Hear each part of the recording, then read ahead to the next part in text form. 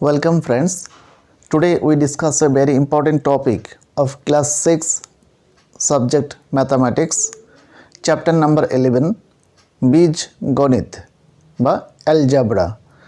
আজকে আমরা বীজগণিত নিয়ে বিস্তারিত আলোচনা করব এবং বুঝব বীজগণিত জিনিসটা কি বা অ্যালজেব্রা যাকে বলা হয় ইংলিশে। এই টপিকটা তোমরা ক্লাস 6 এ এই প্রথম পাচ্ছ। এখান থেকে স্টার্ট, যত বড় হবে প্রত্যেকটা ক্লাসে পাবে বীজগণিত। বীজগণিতের যে প্রধান বিষয়টা তা হলো চলরাশি। চলরাশি জিনিসটা কি আমরা জানব, বীজগণিতের যোগ বিয়োগ এবং এই সম্বন্ধে আমরা আজকে বিস্তারিত জেনে নেব, যা আমাদের পাঠ্যপুস্তকে চ্যাপ্টার নাম্বার 11-এ ডিসকাস করা আছে।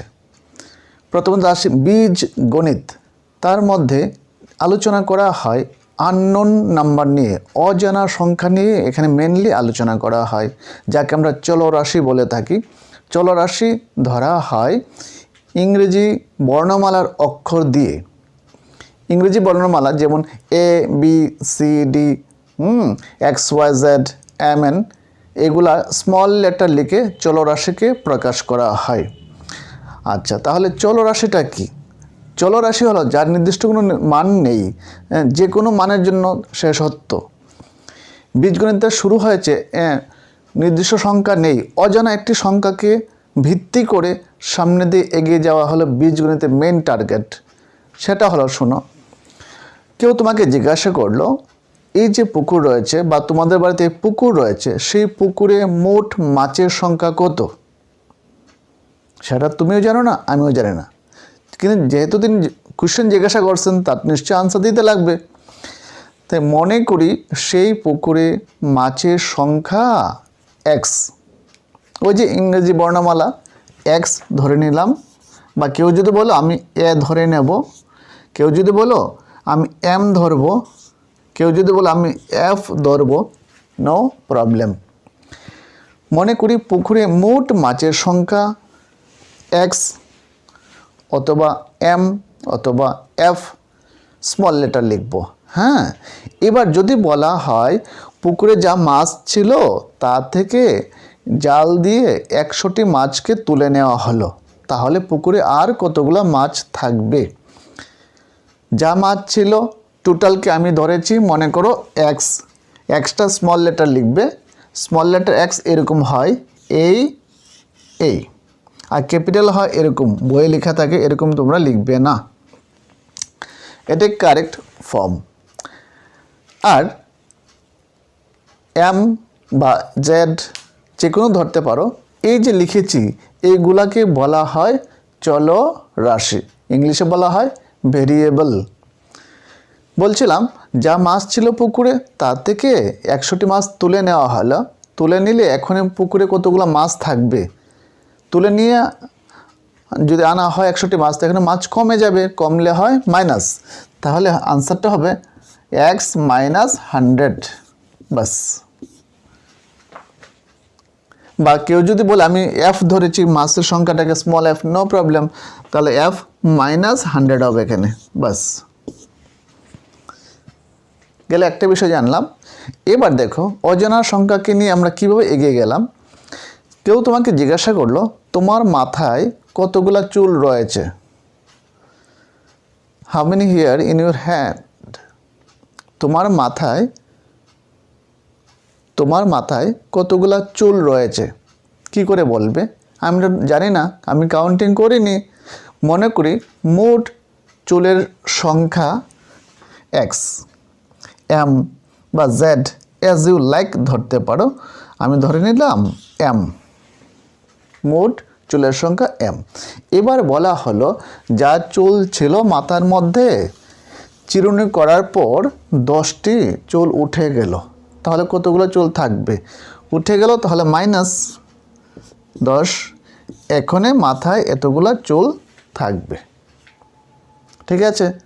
আবার এবার জিজ্ঞাসা করলো, দেখো কেউ তোমাকে বলল যে তোমাদের বিদ্যালয়ে যতজন ছাত্র ছিল বৃষ্টির কারণে কোনো একদিন 250 জন ছাত্র আসতে পারেনি, তাহলে ওই দিন বিদ্যালয়ে মোট কতজন ছাত্র এসেছিল? আমি তো টোটালই জানি না, তো টোটালকে ধরে নেব। আমরা অঙ্ক করতে গিয়ে অজানা সংখ্যাকে যে ধরে শুরু করি, সেখান থেকে স্টার্ট হয়েছে বীজগণিত। সেই অজানা সংখ্যাকে তুমি অ্যালফাবেট ইংরেজি বর্ণমালার স্মল লেটার যে কোনো অক্ষরকে লিখতে পারবে। A B C X Y Z বা এম এন লিখতে পারবে, নো প্রবলেম। আমি এখানে মনে করো এম লিখলাম, টোটাল সংখ্যাটা, বা এন লিখতে পারো, স্মল এন। টোটাল সংখ্যা বিদ্যালয়ের মোট ছাত্রছাত্রীর সংখ্যা হলো এন। এইবার কোনো একদিন বৃষ্টির কারণে 250 জন আসতে পারেনি, মানে অনুপস্থিত ছিল, অ্যাবসেন্ট ছিল 250, তাহলে মাইনাস হবে 250। তো ওই দিন বিদ্যালয়ে এসেছিল এতজন ছাত্রছাত্রী, মানে n মাইনাস 250 এতজন স্টুডেন্ট ওই দিন বিদ্যালয়ে এসেছিল। দেখেছো, আমি জানি না কিন্তু টোটাল নাম্বারটা, তা দিয়ে শুরু করেছি। হ্যাঁ, আমি যে জানি না এক্সের মানটা, তার মান নিশ্চয় একটা হবে। যেমনটা পুকুরে কতগুলো মাছ ছিল, নিশ্চয়ই এটা থাকবে সংখ্যা। আমি এখনই জানি না, আপাতত জানি না। যেমনটা আমাদের বিদ্যালয়ে কতজন স্টুডেন্ট রয়েছে, আমি এখনই জানি না, নিশ্চয়ই আসে এটা টোটাল সংখ্যা এতজন। আচ্ছা, এই মানটাও বের করা যায়। যে জিনিসটা অজানার জিনিসকে আমরা ধরেছি অ্যালফাবেট স্মল লেটার, সেগুলোকে বলা হয় চলরাশি বা ভেরিয়েবল। চলরাশির মানও বের করা যায়। মান যে বের করা যায় তখন তাকে বলা হয় সমাধান করা। সমাধান করার আগে আমাদের আরও কিছু জিনিস জানতে হবে। এবার চলে আসছি পরবর্তী টপিকটাকে। দেখো, আমাদের বইয়ে পাঠ্যপুস্তকে কতগুলো রাশি দেওয়া আছে, বলা হচ্ছে এদের মধ্যে কোনগুলা বীজগাণিতিক রাশি হবে বলো। এবার লক্ষ্য করো, আমি কতগুলা রাশি লিখেছি। আবার প্রশ্ন হলো এই রাশিগুলোর মধ্যে কোনগুলা বীজগাণিতিক রাশি হবে সেটা বলো। বীজগাণিতিক রাশি হওয়ার জন্য, অ্যালজাব্রিক্যাল টার্ম হওয়ার জন্য অবশ্যই একটি চলরাশি থাকতে হবে। বীজগাণিতিক রাশি হতে গেলে আমার একটি চলরাশি অবশ্যই থাকতে লাগবে। এর মধ্যে দেখো, এই যে এখানে চলরাশি একটা টার্ম, সেটা হলো a+2।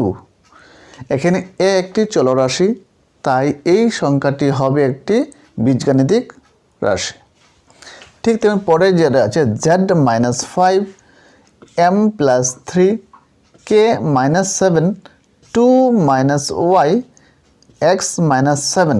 লক্ষ্য করে দেখো, সবগুলোর মধ্যে একটি চলরাশি রয়েছে। এখানে চলরাশি z, পরেরটাতে চলরাশি হলো m+3, এখানে চলরাশি k, তারপরে চলরাশি হলো y, তারপরেটাতে চলরাশি হলো x।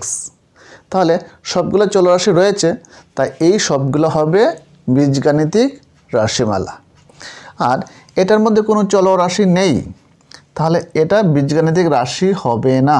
এটাও বীজগণিতের রাশি হবে না, সেটা একটা সংখ্যা। পাটিগণিতে যে সংখ্যা, সেই সংখ্যা, সেটা বীজগণিতের রাশিমালা নয়। এগুলো হলো বীজগাণিতিক রাশিমালা। এর মধ্যে দেখো, এটার মিনিংটা কি বোঝায়। a+2 যদি দেওয়া থাকে, এটা সিম্বল আকারে লেখা আছে, সেটা কথায় লিখলে কি হবে, তার মিনিংটা কি আমরা একটু জেনে নিচ্ছি। a+2 কথার মানে হলো এ থেকে 2 বেশি, বা এ এর অধিক 2। z-5 তার মানে হলো z থেকে 5 কম। z সংখ্যাটার মান আমরা জানি না, যাই হোক না কেন সেটা থেকে 5 কম, তার মিনিং বোঝানো হচ্ছে। m+3 তার মানে হলো m থেকে 3 বেশি, বা m ও 3 এর সমষ্টি, এইভাবেও লেখা যেতে পারে। মানে m এর মান যাই হোক না কেন তার থেকে আরও 3 বেশি হবে। যদি m এর মান 10 হয়, +3 মানে 13 হবে। m এর মান যদি 7 হয় তো 7 + 3 10 হবে। m এর মান যদি 17 হয় তো 17 + 3 20 হবে। তাহলে m এর মান চেঞ্জ হচ্ছে, চলরাশি, তাই m বা ভেরিয়েবল। এখানে k-7 k হলো একটি চলরাশি। তাহলে এই সবগুলো হলো চলরাশির উদাহরণ, আর এগুলা বীজগাণিতিক রাশির উদাহরণ, আর এগুলা বীজগাণিতিক রাশি হবে না। এইবার আমরা আরেকটা জিনিস শিখব যা আমাদের পাঠ্যপুস্তকে রয়েছে। কতগুলা দেওয়া থাকবে, সমীকরণ হবে কি না তোমরা চিহ্নিত করবে। আমাদের এই চ্যাপ্টারে দেওয়া আছে, সমীকরণ দেওয়া আছে, বলবে এগুলার মধ্যে কোনগুলা সমীকরণ যাচাই করে বা লিখো। আমাদের বীজগণিতের যে অধ্যায়টি রয়েছে সেখানে একটি এক্সারসাইজের মধ্যে বলা আছে কতগুলা সমীকরণ দেওয়া আছে, বলছে এগুলার মধ্যে কোনগুলা সমীকরণ যাচাই করো। সমীকরণ বা ইকুয়েশন দেখো, এখানে আছে a + 2 = 5, যেমনটা এখানে রয়েছে z - 5 = 0, m + 3 = 10। এরকমভাবে লেখা আছে দেখো, x - 3 > 0, m + 7 < 4, 5 - 3 = 2। এগুলার মধ্যে কোনগুলা সমীকরণ হবে লিখো। আচ্ছা, সমীকরণ কখন হয়, কীভাবে আমরা চিনব দেখো। যে কোনো সমীকরণের মধ্যে অবশ্যই একটি চলরাশি থাকবে, এক বা তার বেশিও চলরাশি থাকতে পারে, তো একটি চলরাশি অবশ্যই থাকবে। চলরাশি থাকতে হবে এবং সমান সমান চিহ্ন দিয়ে কিছু একটা নাম্বার থাকবে। সমান সমান চিহ্নটা অবশ্যই থাকবে, ইকুয়াল সিম্বল অবশ্যই থাকবে। ইকুয়ালের পরে যে কোনো নাম্বার হবে, হয়তো বা 0 হতে পারে, নো প্রবলেম, কিন্তু একটা কিছু থাকবে। তাহলে সমীকরণ হতে গেলে অবশ্যই একটি চলরাশি থাকবে এবং ইকুয়াল সিম্বল বা সমান সমান সিম্বল থাকবে, তারপরে যে কোনো একটি নাম্বার থাকবে, সংখ্যা থাকবে।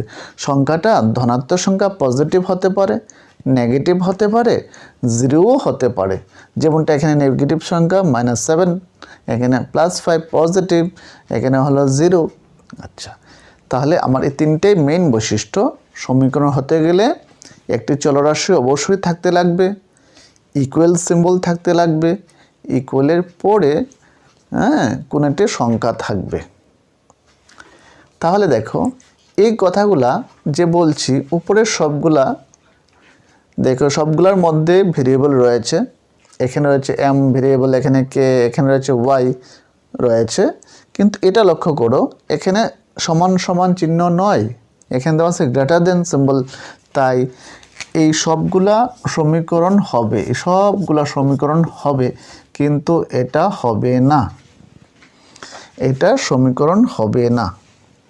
আবার দেখো এখানে গ্রেটার দেন সিম্বল আছে, এখানে লেস দেন সিম্বল আছে, তাই এটাও সমীকরণ হবে না। এবার দেখো যা দেওয়া আছে এখানে 5 - 3 = 2, কারেক্ট, কিন্তু তার মধ্যে চলরাশি নেই, তাই সেটা সমীকরণ হবে না। মাইনাস অঙ্ক ঠিক আছে, 5 থেকে 3 বিয়োগ করলে 2 পাওয়া যায়, কারেক্ট, কিন্তু এটা সমীকরণ হবে না। এখানে বলা হচ্ছে সমীকরণ বা ইকুয়েশন বের করার জন্য বলা হয়েছে। সমীকরণ বা ইকুয়েশন বের করার জন্য বলা হয়েছে। তাহলে নিচে তিনটা সমীকরণ হবে না। এই তিনটা সমীকরণ হবে না। আশা করি তোমরা সমীকরণ এবার কীভাবে তৈরি হয় বুঝে গেছো এবং শনাক্তকরণ করতে পারবে।